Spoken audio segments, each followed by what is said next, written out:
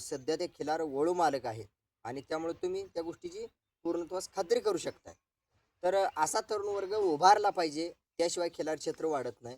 आणि या व्हिडिओच्या शेवटी एक महत्त्वाचं सांगतोय, मला आलेला अनुभव. जोपर्यंत तुम्ही एखाद्या गोष्टीसोबत एकनिष्ठ राहत नाही, एखाद्या व्यक्तीसोबत एकनिष्ठ राहत नाही, तोपर्यंत तुमचं ध्येय म्हणा, तुमचं उद्देश म्हणा, ते साध्य होत नाही. जे पाहिजे ते साध्य होत नाही. खऱ्या अर्थानं साध्य होत नाही.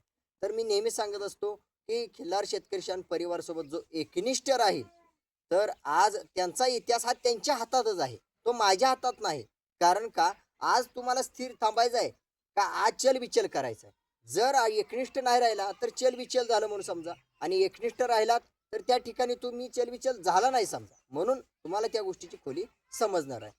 तर आज दत्ताभाऊनी जसं त्यांचं मत मांडलं किंवा खिलार शेतकरी परिवारबद्दल जो झालेला अभ्यास आहे किंवा हे दोन बैलाची निवड म्हणा, पारख म्हणा किंवा त्यांना विचाराची जोड म्हणा, आणि ह्या गोष्टी घडाघडा ओरिजिनल वास्तव स्वरूपात जशा व्यक्त झाल्यात, तसं तुम्हाला सुद्धा व्यक्त होता आलं पाहिजे.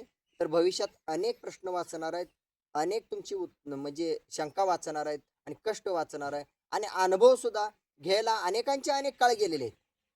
तर अनुभव सुद्धा वास्तव स्वरूपाच्या जाहिरातीतून तुम्हाला अनुभव खूप महत्त्वाचा मिळत जाणार आहे. तर सर्वांना एकच विनंती आहे, की आपल्या आयुष्यातला खर्च जसा महत्त्वाचा आहे, आपल्या आयुष्यातला वेळ जसा महत्त्वाचा आहे, आपल्या आयुष्यातला अनुभव जसा महत्त्वाचा आहे, आपल्या आयुष्यातलं कष्ट जसं महत्त्वाचं आहे, आपल्या आयुष्यातला सर्व काही गोष्टी, खर्च, कष्ट, अंतर, वेळ, ह्या गोष्टी जशा महत्त्वाच्या आहेत, तशा समोरच्या पण व्यक्तीच्या आयुष्यातल्या खूप महत्त्वाच्या आहेत. त्या जोपर्यंत तुम्हाला जाणीव होत नाही ना, तोपर्यंत आपण काय करतोय किंवा आपण केलेल्या गोष्टीची शहानिशा होणार नाही. एवढे त्रिकाळाबाजी सत्य सांगतोय तुम्हाला. आणि दत्ताभाऊने सांगितल्याप्रमाणे गुरुशिवाय पर्याय नाही. आयुष्यात गुरु लागतोच, आणि त्या गुरुसोबत जातीवंतपणे जर एकनिष्ठ राहिला, तर आज तुमचे प्रश्न हे तुम्हाला कमी काळात, कमी खर्चात, कमी अंतरात, कमी वेळेत सुटून जातात. जर तुम्ही गुरुसोबत एकनिष्ठ नाही राहिला आणि जर गुरुच नाही कळला, तर बोलता बोलता अजून एक अर्धा मिनिट घेतोय सर्वांचा. तर ज्या वेळेला आपण जन्मतो त्यावेळेस जन्मदाता गुरु असतो. मला आलेला अनुभव मांडतोय. त्यानंतर चार भिंतीतला पुस्तकी गुरु असतो. चार भिंतीच्या नंतर जे व्यवहारात आपण वेगवेगळ्या आपल्या बुद्धीनं, आपल्या वेगवेगळ्या कलेनं एखाद्या व्यवसायात पडतो, तर त्या ठिकाणी सुद्धा चार भिंतीतला पुस्तकी ज्ञान शिकवणारा आणि जन्मदाता हे दोन गुरु सोबत येतील असं नाही. आणि जर ते दोन गुरु एकच असतील, जर चार भिंतीच्या आतला पुस्तक ज्ञान शिकवणारा आणि जन्मदाता, तर त्याच्यासारखं खरंच खूप मोठं भाग्य कोणाचं नसेल. तर त्या ठिकाणी ती आठवण करायची ह्या व्हिडिओची, की आपल्या घरी हा गुरु अशा प्रकारे, तो गुरु तशा प्रकारे. तर समाजात तुम्हाला जर छंद एखादा असेल, कुठलाही छंद असावा शेतकऱ्याच्या मुलाला, शेतीच्या संबंधात असू द्या किंवा खिलारच्या संदर्भात असू द्या किंवा पशुच्या कुठल्याही संदर्भात असू द्या, तर त्या ठिकाणी गुरु जर घरचा असेल तर त्याच्यासारखं भाग्यवान नशीब कुठलाच सुद्धा नसणार आहे. की मी आलेला मला अनुभव सांगतोय. तर त्या ठिकाणी दत्ताभाऊने सांगितल्याप्रमाणे गुरु असावा, आणि गुरु फिक्स करा. अजून सुद्धा सांगतोय, गुरु नसेल तर आजच आणि आत्ताच गुरु करून घ्या, तरच ह्या खिलार क्षेत्राला सुरुवात करा.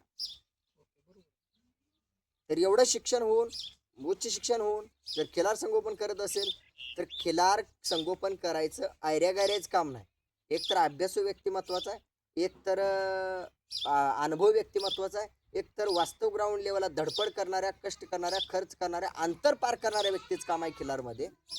पैसा भरपूर आहे, नाव मोठं आहे, तुमचं कुठल्याही गोष्टीने तुम्ही या क्षेत्रात प्रसिद्धीचा असा, आणि मला खिलार मुळं आपल्याला नावारूपाला यायचं आहे म्हटलं तर सहज शक्य नाही. खूप अवघड आहे, खूप भयानक आहे. हात जोडून विनंती आहे, खिलार क्षेत्राच्या नादाला कोणीही लागू नका. गुरुशिवाय तर कोणीच लागू नका. बरोबर. धन्यवाद. भरपूर काय सांगितलं, भरपूर काय बोललोय. जर काही चुकल्यास माफी असावी सर्वांची. कारण वास्तव व्यक्ती ज्या धडपडतात त्यांच्या पुढं मला भर देऊन वास्तव बोलावं असं वाटतंय. आणि ज्या व्यक्तीला ते काहीच कळत नाही मी बोललेलं, तर अशा व्यक्तींच्या पुढं संभाषण म्हणा, अनुभव म्हणा किंवा ह्या गोष्टी म्हणा किंवा माझी धडपड म्हणा किंवा माझा खर्च म्हणा, माझा वेळ म्हणा, हे देणं खूप कठीण झाले आताच्या काळात. म्हणून मी नेहमीच सांगत असतो, की अशा वास्तव जाहिराती करण्यासाठी, ज्यांच्या वास्तव गोष्टी जगापुढे मांडायच्या त्या, तर त्यांच्यासाठी योग्य दरात जाहिरात करून मिळेल. त्यासाठी 8275 208875 हा माझा संपर्क नंबर आहे, व्हॉट्सअप नंबर आहे, कॉलिंग नंबर आहे. दिवसाकाठी जरी कोणी फोन केला तरी कामात असल्यामुळे तुम्हाला प्रतिसाद देता येणार नाही.